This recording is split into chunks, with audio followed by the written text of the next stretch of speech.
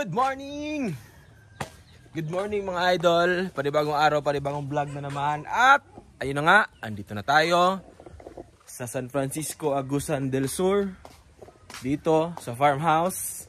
At gaya na sabi ko nung nakaraang vlog, ay itutur ko kayo dito sa bahay. Pero bago ang lahat ay maglamos muna tayo. Nag-edit lang ako nung unang vlog na napanood ninyo. Tapos, ito. Kahit na naman tayo ulit para mag-vlog.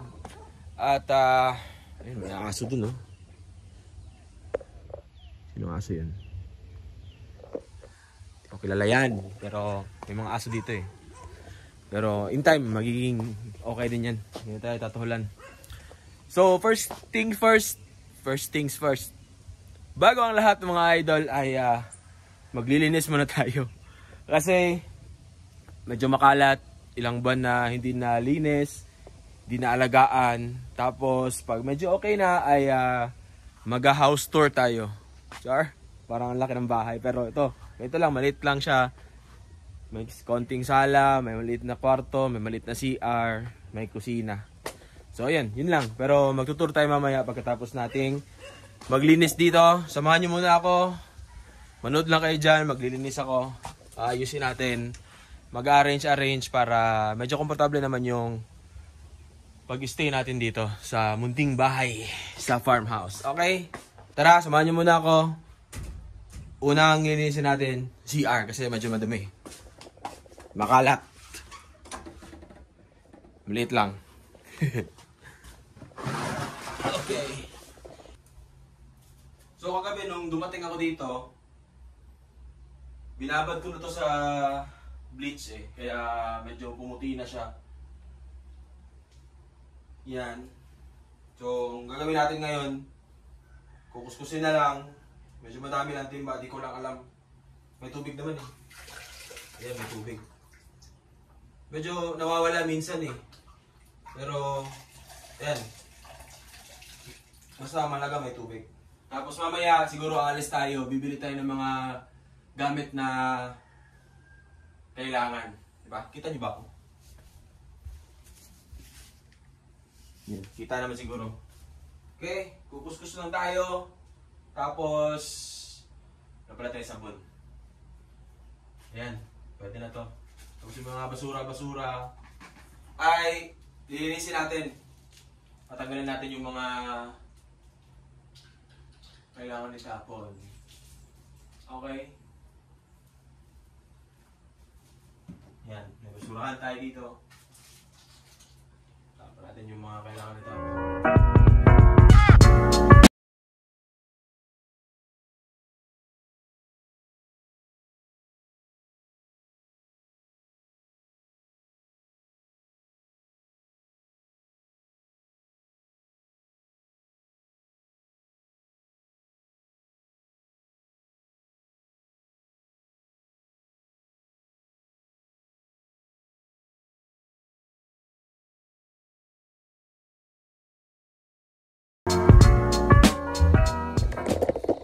Okay. Uy, hulog.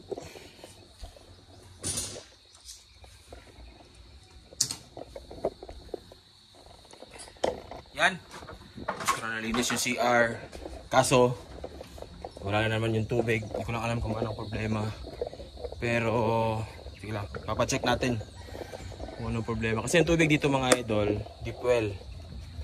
So, galing sa ilalim ng lupa, may water system, pero nasa kabila kasi medyo malaki ito, 1 hectare area kasi ito.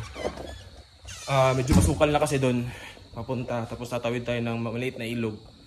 So di ko kabisado kung ano meron. Tatanong ko na lang doon sa tito ko na laging pupunta doon kasi may mga pinupuntahan doon.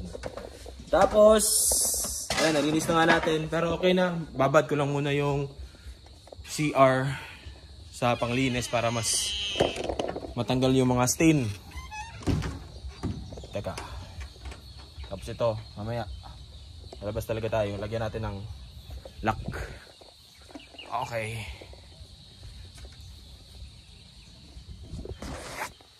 Tapos dito naman tayo, arrange ko lang ng paunti-unti. Kasi may mga gamit pa. Tapos yung kwarto, kailangan din ayusin. May kama.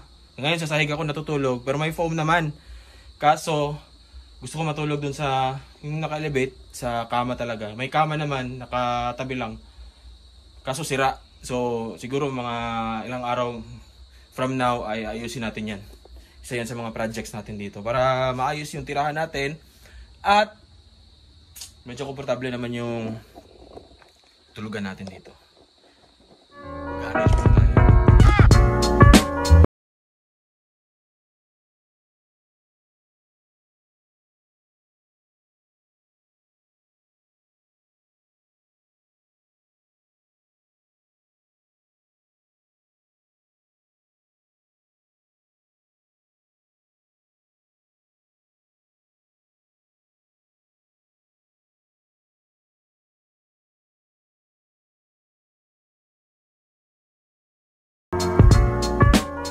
Tayo dito ngayon.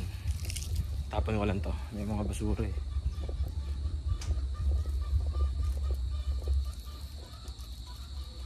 Okay. So, mag-house tour tayo ngayon mga idol. Tutur ko kayo dito sa maliit na bahay, munting farmhouse. So, dito tayo mag-start. So, supposedly, ito ay magiging opisina. Kaso, hindi pa natuloy yung talagang plano namin dito. So ginawa muna namin bahay. So ito yung magiging sala. Ito yung sala. Ayan. May sofa dito. May unan kasi dyan ako nag-edit kanina eh. Tapos tinabunan lang. Tapos pag nalinis na natin to, pwede na tanggalin yung cover para medyo maganda naman tingnan. Tapos etong area na to, dito banda ay may lamesa, pero siguro ipapasok ko yan sa kwarto pag naayos na natin yan. Tapos may mga shelves yan. Ito lang, maliit lang siya. Tapos dito naman, banda dito ay, ito naman yung CR, yung isa ko kanina. Yan na, medyo malinis na mga idol. Oh. Medyo lang, bibili tayo ng parang lagayan dito. Yung sa corner na dinidikit lang. May Mr. DIY naman dyan sa bayan. Siguro, hahanap na lang tayo ng medyo bagay dito. Tapos, tingnan natin kung ano pang pwede natin bilhin doon mamaya pag punta natin. Tapos, ito yung kwarto. Malit lang din. Medyo makalat lang mga idol kasi dyan ako tutulog ngayon sa sahig. Ito yung sinasabi kong kama. Kaso, si Ryan eh. So, ayusin natin yan. May mga ibang gamit-gamit pa dyan. Mga gamit ko na iniiwan ko dito. So, ilinisin din natin yan. Tapos pag okay na ay i-arrange natin. Malit lang siya. Tapos hindi pa tapos mga idol. Wala pang ang pintura eh. Yan. Malit lang. Tapos yung kusina kasi nakabukod doon sa kabila. Yung pinasukan natin kanina. So lalabas tayo ulit. Dito na banda. Ito na yung papunta sa likod. Pero wala pa dyan. Hindi pa tapos yun eh. Yung paligid. Medyo malawak yan mga idol, hanggang dun pa. Diyan sa masukal na yan ng mga parang gubat. Pero may daanan yan eh. Tapos, yun. May mga ano pa doon. Ito yun, dun ako nakapark sa lalim ng puno. Alright. Ito naman yung kusina. Nakabukod siya. Buksan natin.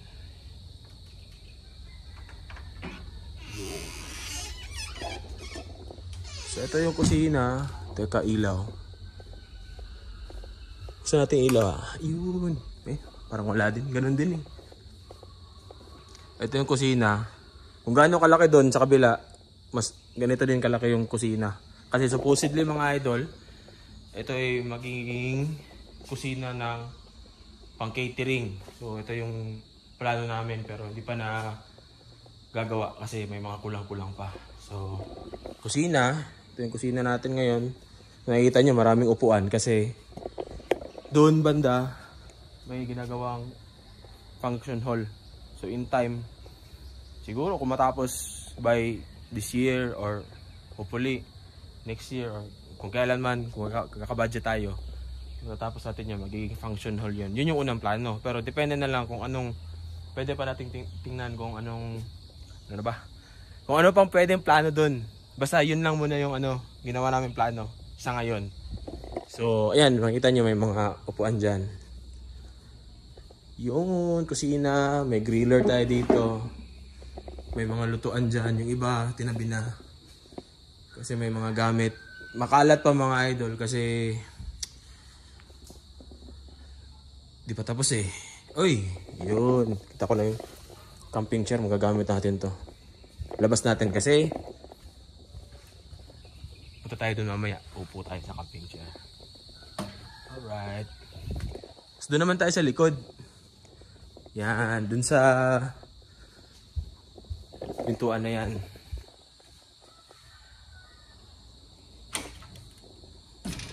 Natin. Dito tayo. May mga imbaka ng tubig. Tapos ito, ang alam ko, ginawa ng mama ko to na parang garden dati. Pero nasira din. Kasi kahoy, gawa sa kahoy. Dito sa likod, ito yung likuran niya. Tapos may, ito yan, yung natabunan ng mga damo na yan. Maliit na ilog yan. So kung lilinisin yan, maganda tingnan yan. Minsan may tubig, pero hindi naman bumaba. Kunti lang. Yun! Tapos ito yung, ito naman tayo.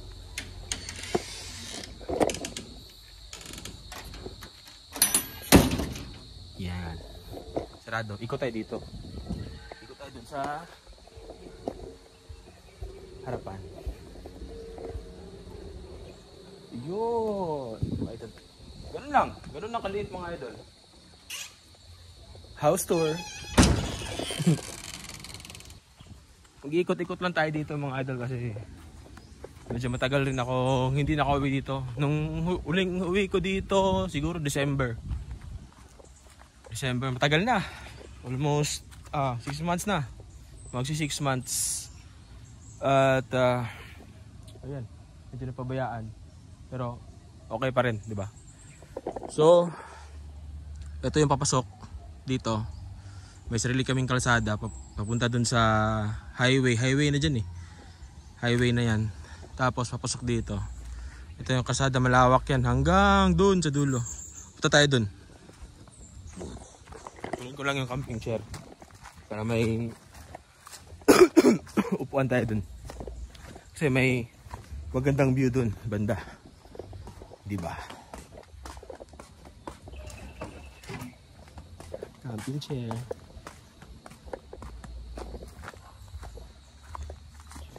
Alright. So, iwan na lang ito sa sasakyan kasi gusto ko maglakad-lakad. Pag andito kasi ako, araw-araw kong pinagpapawisan, nakakapag-ehersisyo, nalakad-lakad.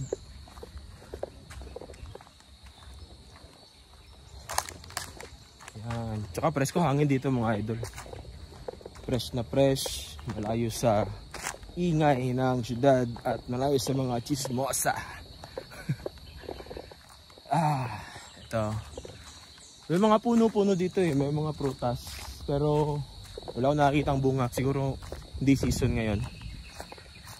At yan, sabi ko, may isa pang structure dito na hindi pa rin tapos. Yan yung plano namin na gawing function hall, pero di ko lang alam kung anong pwede pang gawin natin dito. Hindi pa naman tapos eh. So malamang pwede pang maiba yung plano natin in time, in the future. So kaya ako nagdala ng camping chair kasi masarap tambayan dito. Ayan, oh.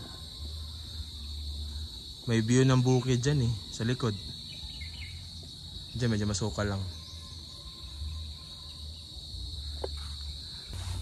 Tinanghali na ako ng gising mga idol kasi dumating ako kagabi mga alas 10 na ng gabi. Tapos pagod-pagod sa biyahe, ganun. Kaya tinanghali ako ng gising. Tapos pagising ko kanina, nag-edit pa ako. Kaya yun, hapon na. Mamaya magagabi na, matutulog na naman tayo. Medyo chill lang talaga dito. Ito yung kagandahan dito kasi chill. Puro huni na ng ibon, hangin, mga insekto. Yan lang maririg mo dito eh. Sobrang chill talaga dito mga idol. Yan yung view ko. Tingnan nyo.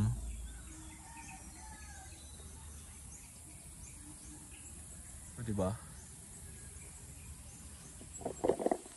Ganda ng view. Nakaka-relax.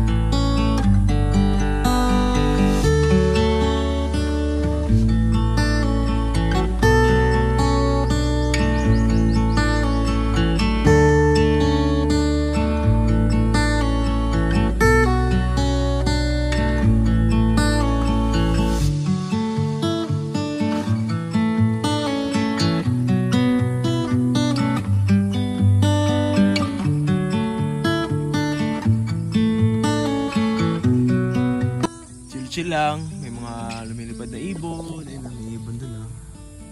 Hindi nakita. Ayun, may ibon na yun, layo. Hindi rin kita eh. Pero may mga bunga ng nyog, ayun oh. Bunga ng nyog. Bunga, hindi nakita kasi against the light. Yan, may mga bunga yan. Yung mga nyog na yan, may mga bunga yan. Tsaka, doon. Nakita nyo ba? May bunga na nangka. Ayun oh. Yan, bunga sa gitna, 'di ba? Yung mga bunga. Pero maliit pa. Di pa hinog yan, tagal pa yan. Yun yung kagandahan dito sa lugar na to mga idol. Kaya gusto ko umuwi dito. May mga bunga, mga buko, may mga nangka, rambutan, durian, lansones, lahat. Maraming prutas dito sa paligid. Ang alam ko may rambutan doon na masarap eh. Doon banda na area. Doon sa may likod. Ayan ata yun oh. Yung malaking puno na yan oh. Yan. Yan. Malaki na puno. Yan yung rambutan. Tapos may santol. Yun. Santol yun. May santol doon. Madami. Tapos may mga durian doon sa kabila. May durian. Lahat. Maraming prutas dito. Kaya masarap umuwi dito. Lalo na pag season ng pagbunga ng mga prutas. Marami kang pwedeng kainin, pwedeng mag food trip. Saya. Sobra-sobra yung bunga. At yan, pinamimigay lang sa mga kapitbahay. Pero yung kapitbahay dito mga idol malayo. Doon pa sa kabilang lote. May mga kapitbahay. Pero halos kamag-anak rin namin yung mga nakapalibot dito sa mga kabilang lote. Halos mga kamag-anak din namin. Kasi galing dito yung lugar na to. Dito lumaki nanay ko eh. Dito sa bayan na ito. So, ayan. Sarap talaga dito. Tambay. Relax lang. Chill lang. May mga manok. At may mga manok dito sa paligid eh. Di ko lang alam kung amin ba yun. Or sa kapitbahay. Pero pag pumasok sa bahay, gawin nating tinola yun. May mga manok ako nakita kanina umaga eh.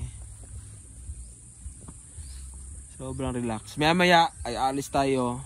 Maghahapon na eh. Pag di na masyado mainit, alis tayo.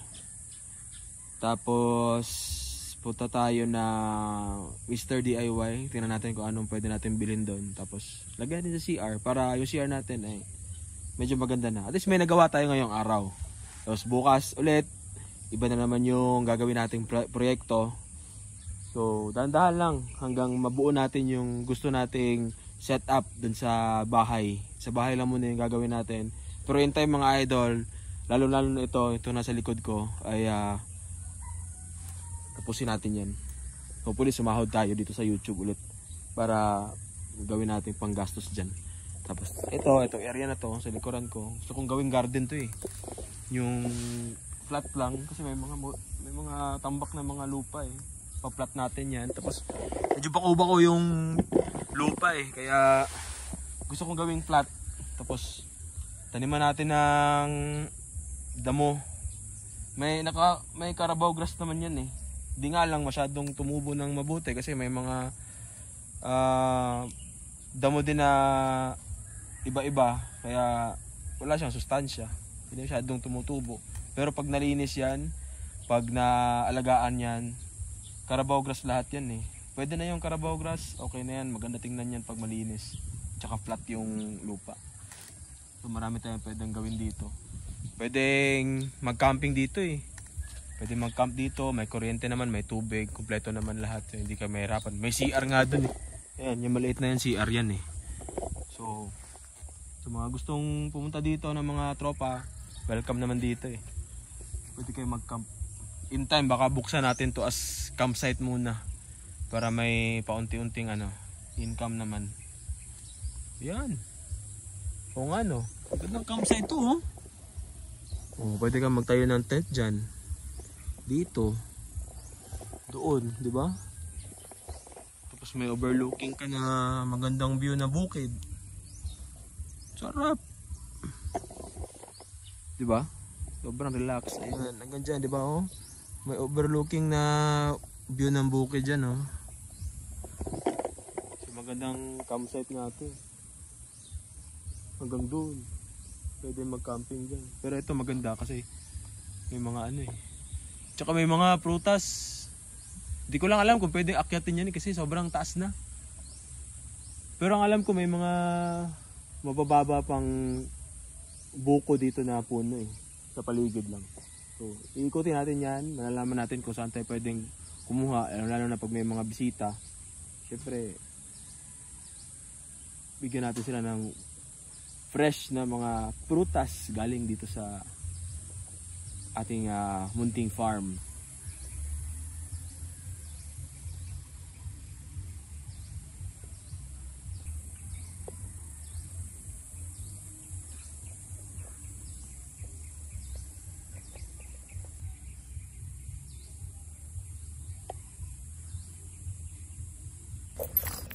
Alis muna tayo. Dito tayo sa bayan. Titingin-tingin ang mga pwedeng bilhin mga idol. Let's G. Sakto. Hindi masyado mainit. Maghapon na. Time check. Alas 4 ng hapon. Alright. Yung mga ibang gamit di ko pa nababa. Niunti-unti ko lang para hindi magkalat dun sa loob ng bahay. Tapos bukas baka unti-unti na natin i-arrange yan. At least kanina nalinis na natin yung CR. Nakapag-arrange na tayo ng kaunti dun sa may sala. Tapos bukas na tayo mamimili ng mga kailangan ng mga pang-repair dun sa higaan. Basta may mga bibili na ko bukas. Sa ngayon, punta muna tayo na Mr. DIY. Ayusin ko yung mga kulang sa CR. Palabas na tayo na farm. Punta tayo ng bayan. Malapit lang naman yung bayan. Siguro mga 1 o 2 kilometro wala dito. Malapit lang. Sobrang lapit lang yung bayan. Tsaka yung bayan dito ng San Francisco mga idol, malit lang. Probinsya pa talaga to eh. Kaya yun lang, kwento ko lang. Tara, let's go.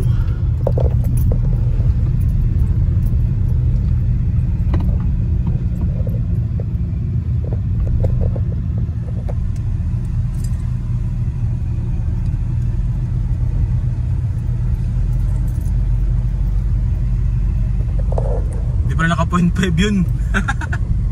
Sobrang lapit ng mukha ko.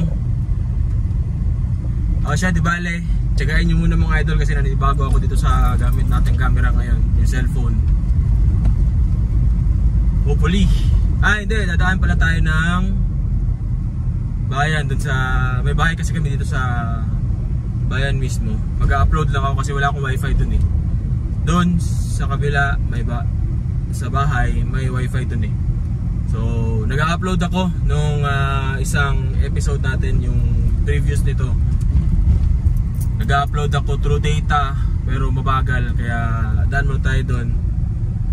Maki-wifi tayo para mabilis yung upload. Tapos diretso tayo ng Mr. DIY. Tingnan natin kung anong pwede natin bilhin doon. Okay? Okay. Okay? Yeah. Medyo madami sasakyan. Matao na rin tong lugar na to eh. Tsaka marami ng mga malls. Ilan lang, siguro mga 2-3 mall. Maliliit lang na malls. Tapos may McDo, may Jollibee, may mga groceries. Siyempre palengke, malaki. Pero mahal ang seafoods ito kasi walang dagat eh, malaking dagat dito eh. Sa kabilang bayan, medyo mura doon kasi tabing dagat yun eh. Siguro in time makakapasyal tayo doon, pa-vlog tayo doon. Pimili tayo ng mga murang seafoods. Dala muna tayo dito sa bahay para makapag-upload tayo ng maayos bago tayo pumunta sa Mr. DIY para mamili ng mga kailangan. Nakailang beses na ako na mag-vlog dito. Punta na sila Boy P dito, makasama natin. Alang tao! Patay tayo dyan, walang tao. Umalis ata si mama.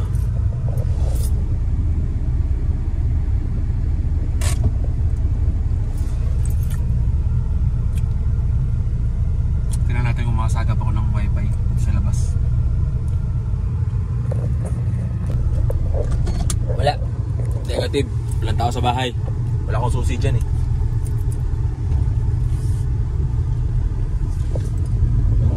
May pinsan ako dyan.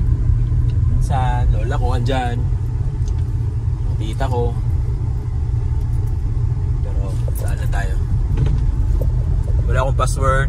May nasasagap ko yung signal ng wifi eh. Kaso parang nagpalit siguro ng password. Tagal na ako hindi nakauwi dyan kasi pag umuwi ako dito sa bayan, sa probinsya namin, hindi ako tumutuloy dyan. Doon ako natulog sa farmhouse. Nakatira dyan, mama ko, tsaka yung sa kabilang bahay, yung ancestral house nila, mga pinsan ko, tita ko, lola, dyan sila lahat. Andun, yung sa bahay namin, mama ko na nakatira doon. Tapos sa baba, ginawa niya negosyo eh.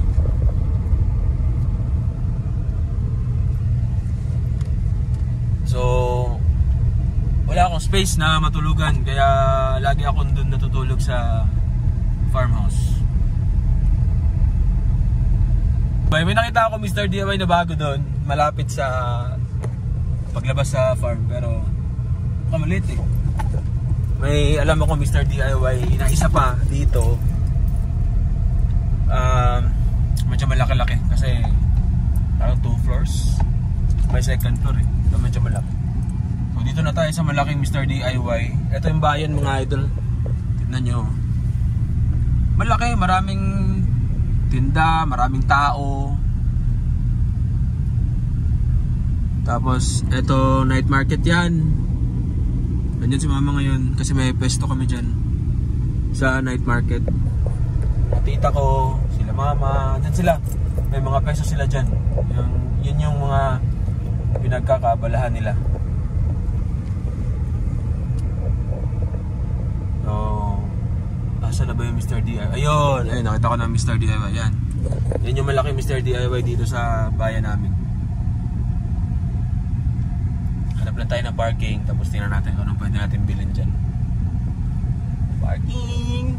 Sakto, parking tayo. Ay, hindi pala okay. Hindi pala 2 floors. Nasa second floor lang talaga siya. Pero feeling ko malaki to. Mas malaki to kaysa dun.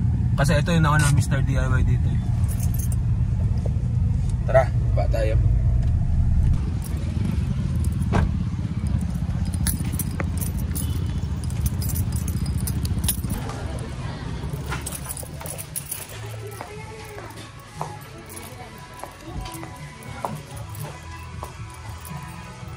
Dito na tayo sa Mr. DIY. Hanap tayo ng mga pwedeng biliin. Wala yung hinahanap ko eh.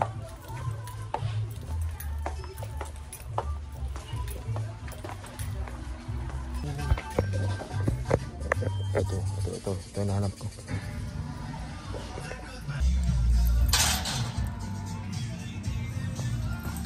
Check natin kung magkano to.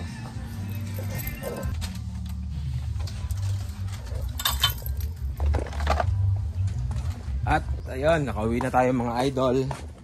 Dala ko na yung pinabili natin sa Mr. DIY. Ito yung nabili natin. Isa-isahin natin ha. Una, pabili tayo ng hanger kasi may mga labahin ako. Yung iba, ako na maglalaba. Yung iba, papalaundry natin pag dumami na. Yan, hanger.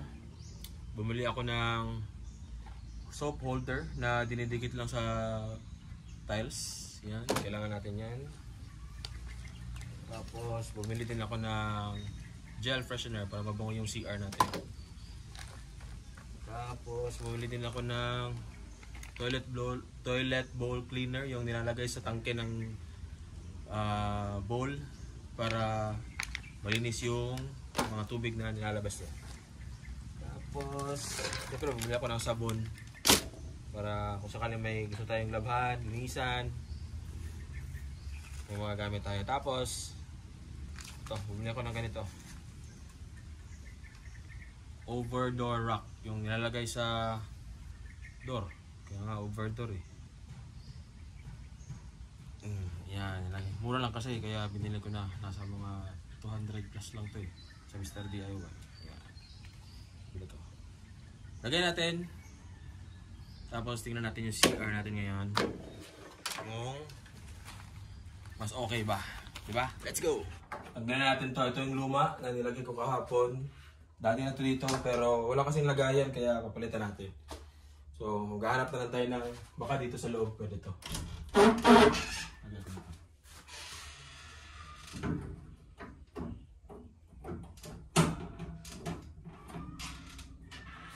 Yan. Hinanap ko siya sa kwarto. Goods na yan. At least hindi natin matapon. Nagamit ko rin. Tapos ito yung gagamitin natin dito. Kasi may lagayan ng mga shampoo. Diba? Sana kasya. Yun. Diba?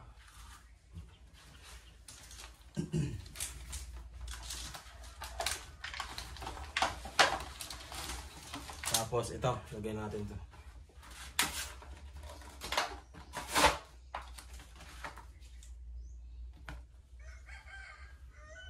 Dikit na ito sa tiles eh.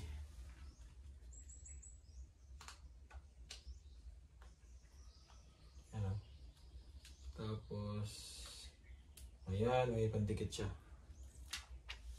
Dikit natin sa tiles.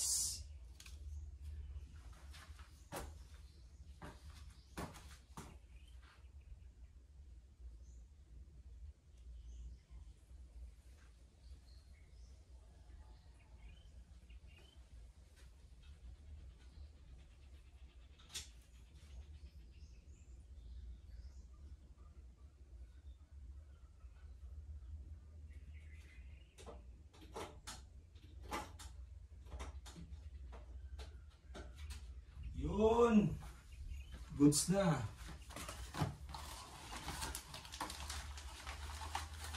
Lagyan tayo ng pabango. Kahit isa lang muna. Ano natin yung iba? Toilet bowl cleaner. Isa lang natin. Tapos lagyan natin ng isa doon sa tangke ng bowl. Yan ah. So aaloyin sa tubig, tapos magiging blue yung tubig, tapos may chemical yun sa loob na panglinis. So pag flush ka, every time na mag-flush ka ay at the same time maglinis siya. So less hassle mga idol. Meron na tayong lagay ng sabon doon. Naglagay na pala ako ng air freshener para mas mabango. Lagyan ng shampoo, extra pabango, deodorant, toothbrush, abot sa likod, adun to. Dito sa dyan. Tapos may sabon. May pabango ulit. Toothpaste. Mga sabon na extra.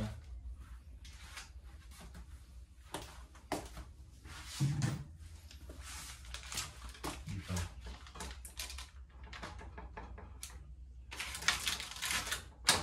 Yan.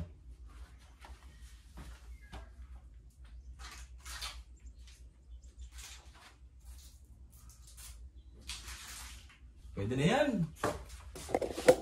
So may lagayan na tayo dito. Ayun, nilagay ko yung lagayan ng sabon na dinidikit sa wall. Air freshener, may panlinis tayo dito, sabon. Ayan, simple lang. Ito, nilagyan ko na ng toilet bowl cleaner. Medyo malinis na siya compare kahapon mga idol. At medyo okay na yung